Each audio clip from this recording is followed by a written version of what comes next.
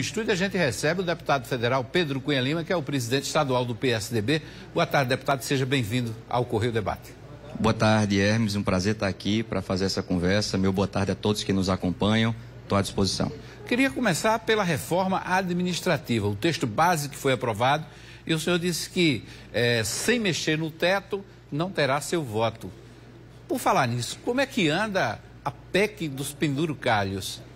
Eu tenho dito, Hermes, que se a gente está falando da reforma que trata dos recursos humanos do poder público, e é claro que a gente quer ver uma máquina pública mais eficiente, que tenha um ecossistema que estimule a produtividade, né, que peça o resultado. Quando um cidadão entra numa repartição pública, em um órgão público, ele tem que ser tratado com o espírito de quem quer ajudar. Ele tem que ser tratado nesse espaço como um lojista trata um cliente, né, quando chega no seu estabelecimento, querendo agradar. E não é isso que a gente vê, né, em vários espaços, em vários ambientes. É claro que tem muito servidor público dedicado, comprometido, né, em trabalhar com eficiência.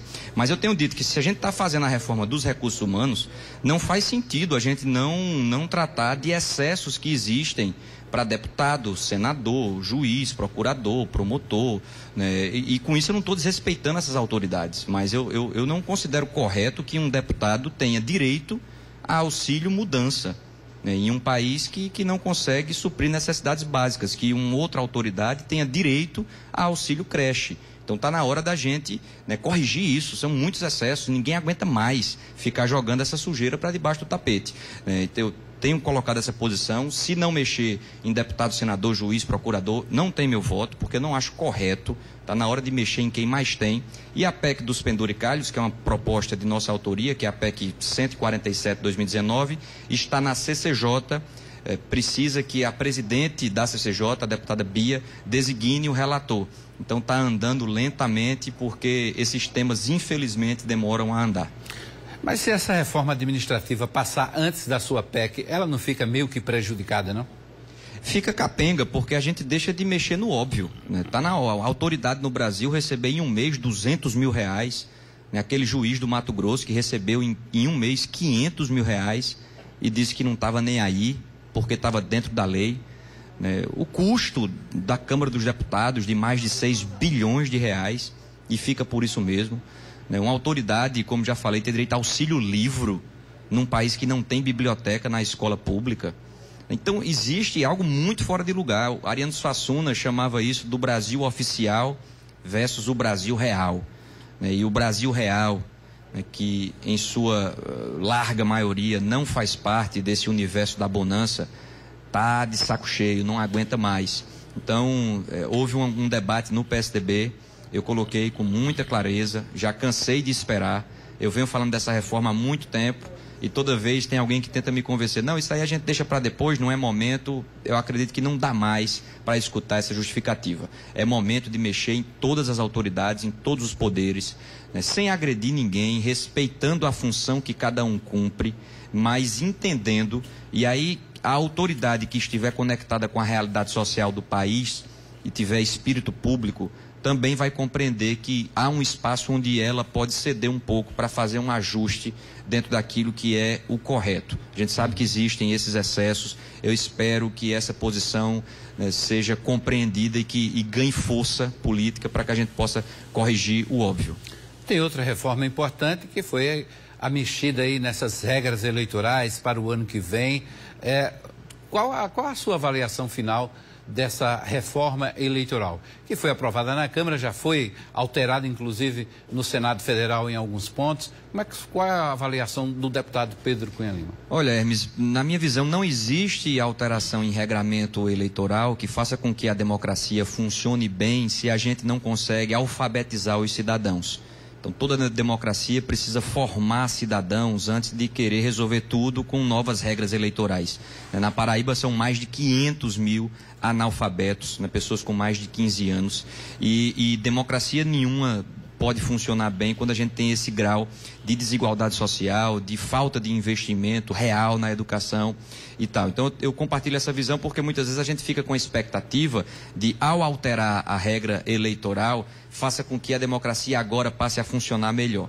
Pode melhorar alguns aspectos e acredito que essa mudança, por exemplo, de fim de coligação, faz com que a vontade do eleitor seja mais respeitada, já que distancia aquela história de você votar em um candidato e eleger outro que pensa completamente diferente, fortalece partidos, estimula mais candidaturas são mais alternativas, Tudo isso é algo positivo, eu acho que veio para melhorar, mas fica muito aquém do que a gente precisa. O que a gente precisa é uma mudança de cultura, é uma mudança mais profunda, que dá mais trabalho, que é uma revolução na educação, que é aquilo que eu prego, valorizando mais o professor, tendo uma nova carreira do professor, formando melhor o professor, exigindo o resultado do professor, para que a gente consiga ter uma massa crítica democrática nova e faça com que a democracia, enfim, funcione como ela deve funcionar. Claro, o senhor falou desses investimentos aí no professor, na qualificação do servidor. Agora, era preciso também uma política, já que a gente fala tanto em busca ativa para vacina, seria mais ou menos isso, Uma busca ativa dos alunos que estão fora da sala de aula, para eles retornarem à sala de aula e concluírem seus estudos. Sobretudo por conta da pandemia, Hermes. Você toca num ponto fundamental, na pandemia, com essa política equivocada de deixar a escola fechada esse tempo todo. E o Brasil foi, no mundo, o país que permaneceu com escolas fechadas por mais tempo.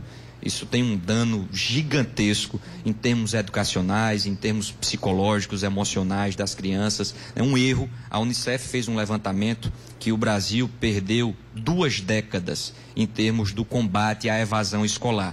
Então essa busca ativa é fundamental, sobretudo porque muitos que deixaram a sua trajetória escolar durante a pandemia, infelizmente aqui na Paraíba o governo do estado ficou mais preocupado em fazer uma propaganda dizendo que a Paraíba era exemplo de ensino remoto, quando na verdade o estudante paraibano estava sem internet para poder acompanhar suas aulas, estava sem celular. Conversei com professores que diziam que partia o coração quando chega na metade da aula, os dados do aparelho celular acabam e o aluno sai da sala.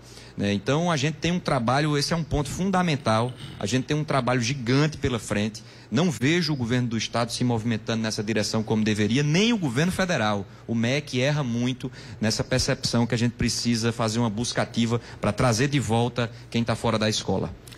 Ok, vamos fazer a última pausa no debate de hoje. No próximo bloco a gente continua aqui a conversa com o deputado federal Pedro Cunha Lima e também você vai ver uma ação nacional realizada ontem, no Dia do Órfão, que mobilizou mais de 8.000 pessoas em 26 estados e no Distrito Federal. O Correio Debate volta já já.